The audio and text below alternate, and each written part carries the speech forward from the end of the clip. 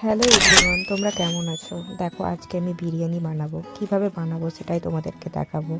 প্রথমে আমি বিরিয়ানির সব উপকরণ রেডি করে নিয়েছি। তারপরে একে একে অ্যাড করে নেব। প্রথমে কিছুটা আদা রসুন বাটা, তারপরে জিরে গুঁড়ো, লঙ্কার গুঁড়ো, হলুদ গুঁড়ো, টক দই, ঘি, বিরিয়ানি মশলা সব একসাথে বেশ ভালো করে ম্যারিনেট করে কিছুক্ষণের জন্য রেখে দেবো। তারপর দেখো, এদিকে আমি আলুও কেটে নিয়েছি। তোমরা কে কে বিরিয়ানি লাভার আছো অবশ্যই আমাকে কমেন্টে জানাবে।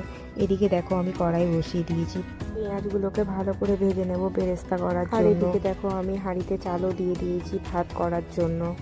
তারপর এদিকে দেখো, আমার রেডি হয়ে গেছে বেরেস্তা। তারপর ওই তেলেই আমি ম্যারিনেট করা মাংসটাকে ভেজে নেব। আমার তো চিকেন বিরিয়ানি খেতে খুব ভালোই লাগে। আর তোমাদের কার কার চিকেন বিরিয়ানি খেতে ভালো লাগে এবং ভালো লাগে না, দুটোই কমেন্ট করে আমাকে অবশ্যই জানাবে। কারণ অনেকে তো মাটন বিরিয়ানিও খেতে ভালোবাসে, এগ বিরিয়ানিও খেতে ভালোবাসে। যাই হোক, দেখো এদিকে আমার মাংসগুলো লাল হয়ে গেছে। তারপর সেই ম্যারিনেট করা মশলা আমি মাংসের মধ্যে দিয়ে দিলাম আর ভালো করে কষিয়ে নেব। দেখো, আমার কষানো কমপ্লিট। তারপর সেদ্ধ হওয়ার জন্য কিছুটা জল অ্যাড করে নিলাম। আর এদিকে আমার ভাতটাও হয়ে গেছে। যাই হোক, এভাবেই আমি বিরিয়ানির সব উপকরণগুলোকে একে একে সাজিয়ে নিলাম। প্রথমেই আমি হাঁড়ির মধ্যে অল্প ঘি অ্যাড করে নিলাম, তারপরে ভাত, তারপর বেরেস্তা, দুধের মিশ্রণ, মাংস, স্বাদ মতো লবণ, বিরিয়ানির মশলা সব কিছু একে একে অ্যাড।